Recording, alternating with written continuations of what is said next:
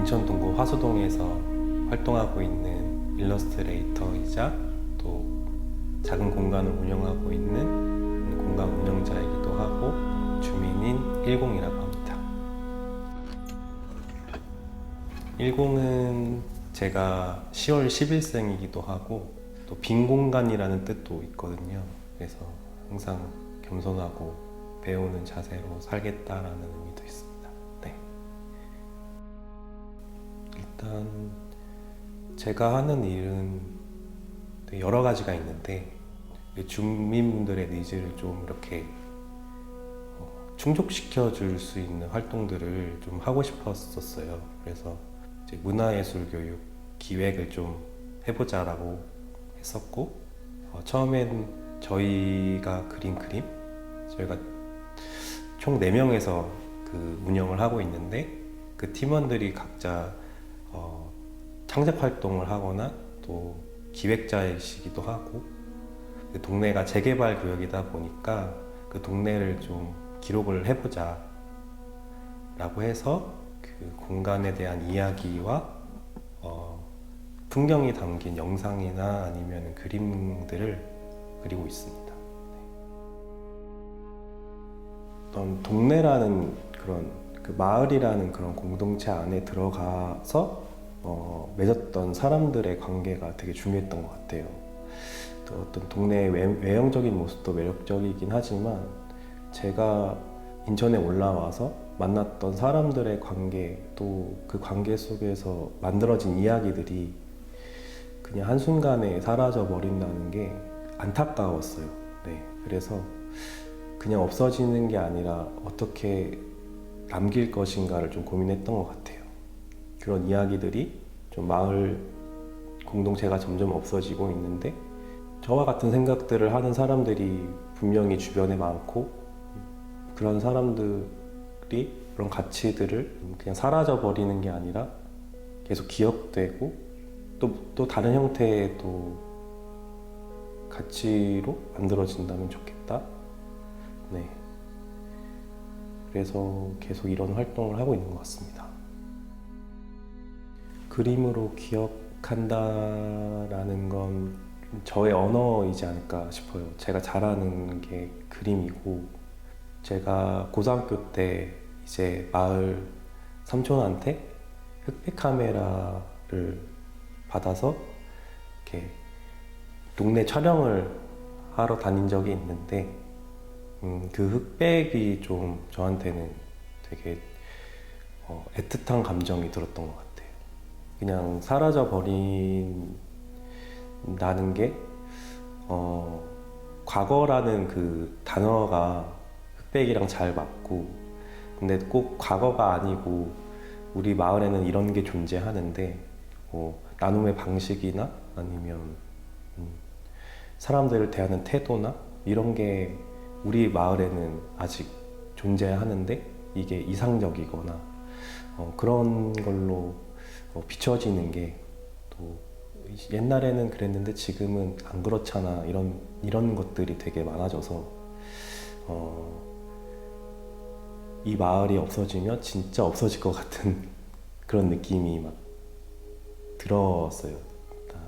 제가 막 여러 동네를 경험해 보진 않았지만 제가 살고 있는 곳에서는 아직 이런 관계 속에서 나오는 그런 배려나 태도가 되게 중요하기 때문에 수채화랑 섞어서 흑백을 많이 그립니다. 그래서 저는 노랑빛을 흑백과 대비되는 색으로 노란색이 제일 잘 어울린다고 생각을 했고, 그 노랑빛이 좀 또 여기 아직 불이 켜져 있고 아직 사람이 살고 있다, 이런 의미가 담겨 있습니다. 그래서 희망이라는 이제 메시지를 담고 싶었고, 그리고 흑백은 사실 겉모습이 중요한 게 아니라 그 집을 그린다고 하면은 그 집안의 이야기, 또 오랫동안 꾸며왔던 공간의 그 기록이 되게 중요한데, 그게 어떤 사람들한테 낙후된 지역이다, 그렇게 비춰지니까 왜 이 안에 있는 이야기들은 조명을 못 받지? 이런 생각이 들어서 그냥 형태와 질감으로 표현하기에 적합한 게 또 연필이라고 생각을 해서 계속 연필과 수채화로 작업을 하고 있습니다. 사실 그림은 내가 좋아서 해야 되는 거잖아요. 제가 이게 잊어버리거나 아니면 사라지지 않았으면 하는 마음이 커서 사실 동가는 별개로 난 이거를 해야겠어 라는 마음이 좀 강한 것 같고, 사람들한테 이런 삶의 방식도 있잖아 라고 말해주고 싶어요. 네. 생계가 제 고민이 됩니다. 네, 그림으로 먹고 살 수 있을까는 항상 고민이 됐던 지점이고, 나는 이 지역을 기반으로 그림을 그리고 있는데 이 지역이 사라지면 나는 어떤 그림을 그려야 될 것인가 라는 고민이 듭니다. 저는 만약에 그 동네가 계속 재개발이 되지 않고 존재를 한다면 화수동에 있는 집들을 계속 그려 나가고 싶어요. 네. 그리고 그 사장님들의 이야기가 담긴 내부의 모습, 그런 모습도 잘 담아드리고 싶고, 저는 그 집을 그리는 게 건축물을 그린다고 생각을 안 하고 그 자화상을 그린다고 생각을 하거든요. 그래서 그분들의 이제 뭐 흔적이나 아니면 그러니까 이렇게 벽에 보면은 벗겨지는 데도 있고 또 주름 같기도 하고, 또 그분들이 계속 그 도구들을 단종됐지만 고쳐서 쓰는 이유가 있거든요. 네, 내 몸에 딱 맞고 아무리 새 거를 줘도 이거를 사용하는 것보다 내가 계속 써왔던, 고쳐왔던 그 기계들이 나한테 잘 맞고, 또 어떤 분은 그 기계를 쓰면서 내 엄마, 내 아빠를 떠올리기도 하고,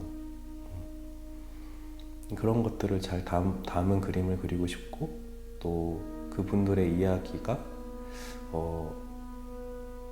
나는 이렇게 살고 싶어 라는 그런 나의 그 정체성을 좀 찾아가는 과정이 되었으면 좋겠어요. 네.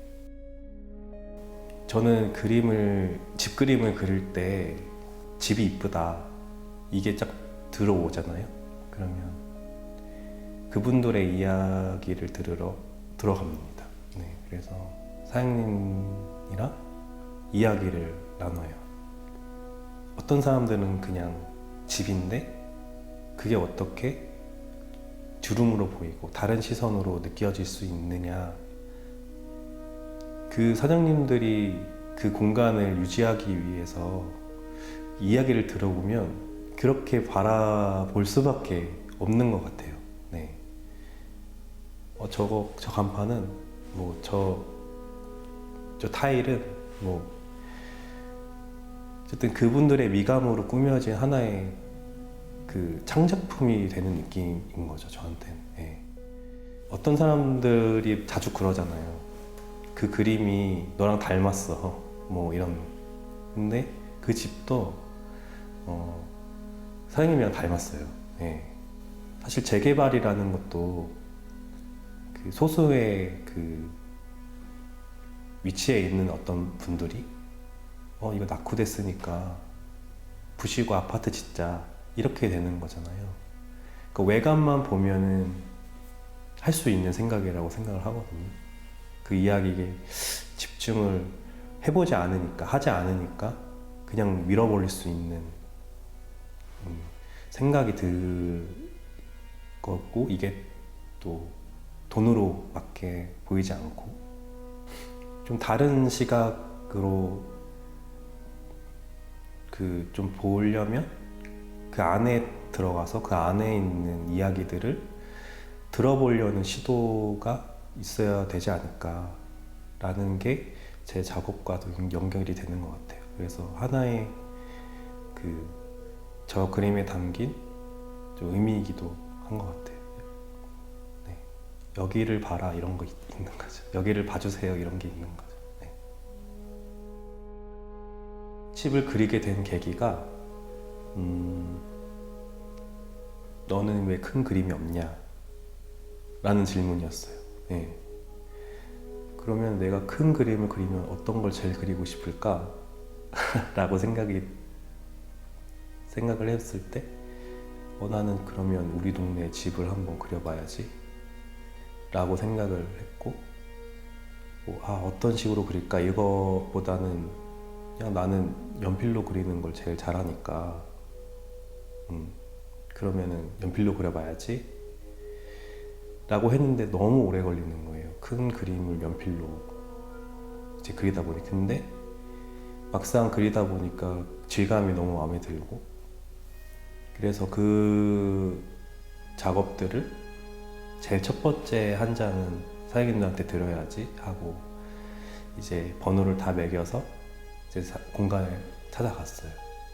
이렇게 딱 그 패브릭 포스터를 이렇게 펼치니까 사장님들이 너무 좋아하시는 거예요.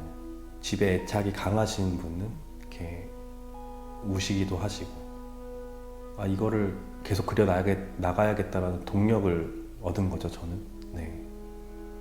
그래서 사장님이랑 사진 찍는 거 진짜 별로 안 좋아하는데 사장님이랑 같이 이렇게 들고 찍고 갖고 왔는데 너무 자랑이 하고 싶은 거예요. 그래서 이제 인스타에 바로 올리고 네.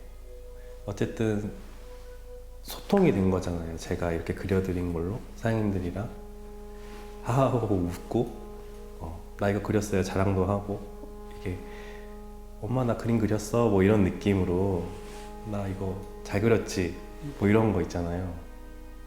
그런 경험을 할 수 있는 이 관계가 된 거죠. 네. 그런 경험은 뭉클한 경험인 것 같아요. 네. 직접 말로 딱 전달해 드리는 그런 느낌보다는 느껴보면은 좀 설명할 수 없는 그런 느낌인 것 같습니다. 네. 제가 작업하려고 하고 있는 프로젝트 중에 하나가 그 산책 시리즈예요. 네.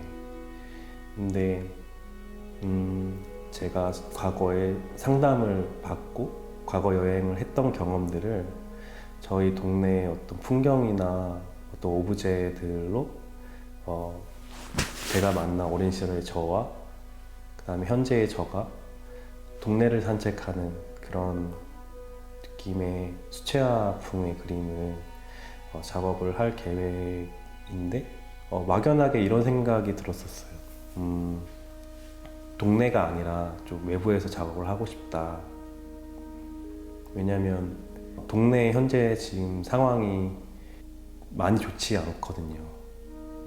동네가 제 주변에 있는 집들이 어르신들이 많이 돌아가시기도 했고 또 이제 재개발 이야기로 좀 뒤숭숭하기도 하고 그 작업은 어쨌든 동네 풍경이 담겨 있지만 제 이야기에 집중을 해야 되는 작업이기도 하거든요. 그러다가 배우님께서 와서 작업을 한번 해보실래요? 라고 했을 때 너무 좋았고 또 이런 작업을 하려고 한다라고 들었을 때 내가 하려고 하는 거랑 잘 맞지 않을까? 라고 생각을 해서 기대를 나오고 설레는 마음으로 왔습니다. 오늘 이렇게 동네 산책을 하고 공간을 딱 왔을 때 집 같은 편안함이 있었어요. 어제랑 다르게 좀 위축됐던 그런 마음과 다르게. 왜냐면 혼자 있는 것 같은 느낌이 들었거든요. 근데 그게 저는 되게 필요했고 좀 낯선 공간? 좀 외부의 공간에서 혼자 있는 느낌을 받고 싶었고,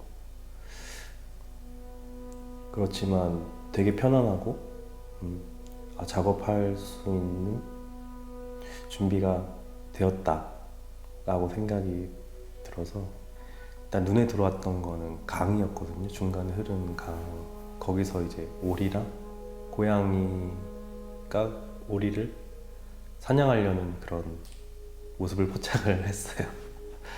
근데 어쨌든 자연 속에 있다라는 느낌을 되게 받았는데 제가 산책했을 때는 여기 거리에 사람들이 없으니까 걷기 좋다 이러면서 산책을 했던 것 같아요. 이렇게 높낮이가 많은 없는 동네이기도 하고 저희 동네와는 다르게 이런 자연이 좀 있었으면 좋겠다.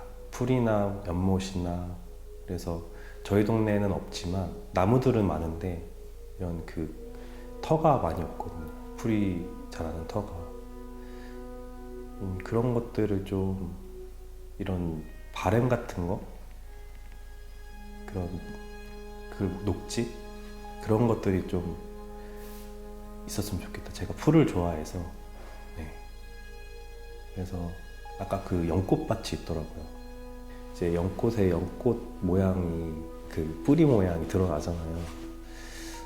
그런 것들이 좀 있는 본 모습이 드러난 그런 모습들을 담고 싶다라는 생각은 하긴 했습니다. 네. 어쨌든 전 자화상을 그려드린다는 생각으로 그림을 그린다고 했잖아요. 최대한 그분들의 사실적인 모습, 꾸미지 않는 모습을 담아드려야지라는 생각을 항상 갖고 있고 그래서 저는 성실하게 꼼꼼하게 그림을 그리는 편입니다. 네. 그 담은 모습을 사장님한테 보여드렸을 때 이거 어떻게 이렇게 똑같이 그렸어? 이런 말이 제일 기분이 좋아요. 네. 뭔가 뿌듯하고 사장님들도 자기의 이야기들을 처음에 이렇게 하기 꺼려 하시는데 막상 하다 보니까 내가 뭐라고 이렇게 말씀 많이 하시거든요. 근데 어쨌든 그분들의 삶이 또 그분들이 지켜온 어떤 흔적들이 이제는 하나의 그 예술의 형태로 나올 수도 있다라는 그런 것들을 좀 발견하게 되는 그런 순간들이 되게 뿌듯한 것 같아요. 그래서 앞으로도 제가 꾸밈 없이 성실하고 꼼꼼하게 그리는 작업들을 하게 될 것 같아요.